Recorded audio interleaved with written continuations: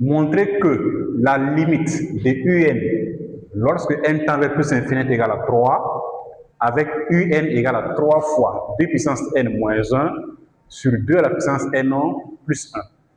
Bonjour et bienvenue à tous dans cette vidéo donc, dans laquelle nous allons aborder ce calcul de limite qui va donc nous demander l'utilisation d'une propriété de comparaison. Voilà, une propriété de comparaison pour donc aboutir au résultat ici demandé.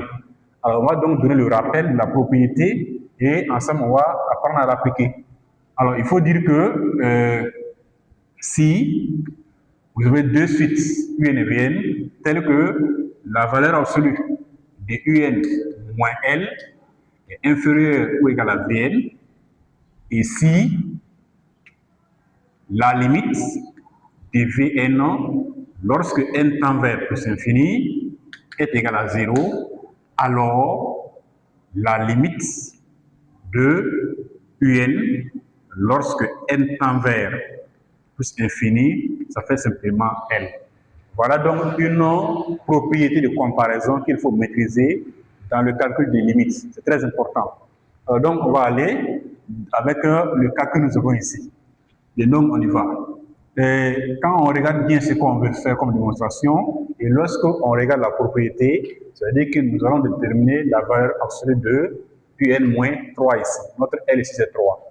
Donc, on a simplement que valeur absolue de un moins 3 égale A. Donc, ça fait la valeur absolue de quoi? Donc, je prends toute l'expression, fait 3 multiplié par 2 à la puissance n moins 1 sur 2 à la puissance n plus 1. Donc là, moins 3 comme ça. Voilà. Et en faisant les calculs, on va faire une résolution au même dénominateur. Donc, ce qui va nous donner déjà 2n plus 1 au dénominateur ici.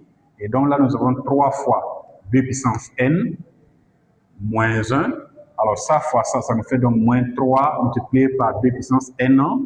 Ça fois ça, on a moins 3. Donc, comme ça.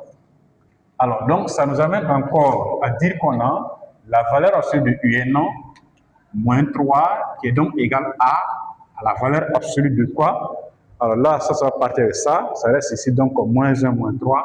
Ça fait moins 4 sur 2 puissance n plus 1. Alors, lorsqu'on se rappelle les propriétés de la valeur absolue, donc valeur absolue de A sur B, c'est la valeur absolue de A sur la valeur absolue de B. Donc, ça nous amène à écrire ici qu'on a tout simplement la valeur absolue de moins 4 qui va faire 4 sur alors la valeur absolue de 2n plus 1.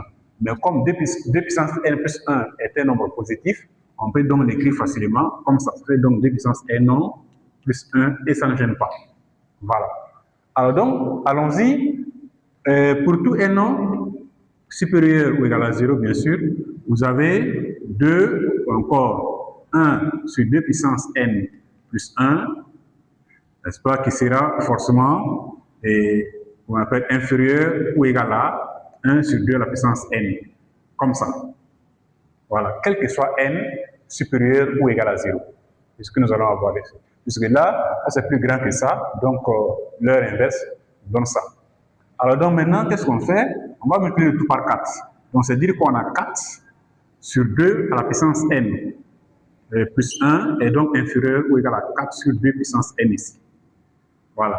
Donc tout ça, ça implique que la valeur absolue de un moins 3 est inférieure ou égal à 4 sur 2 à la puissance n.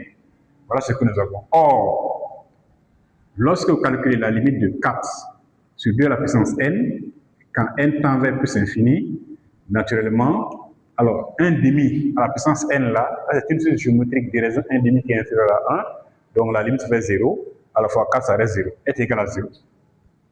Donc, on dira que la limite de un, ça fait simplement 3, donc lorsque n tend vers plus infini. D'où la démonstration.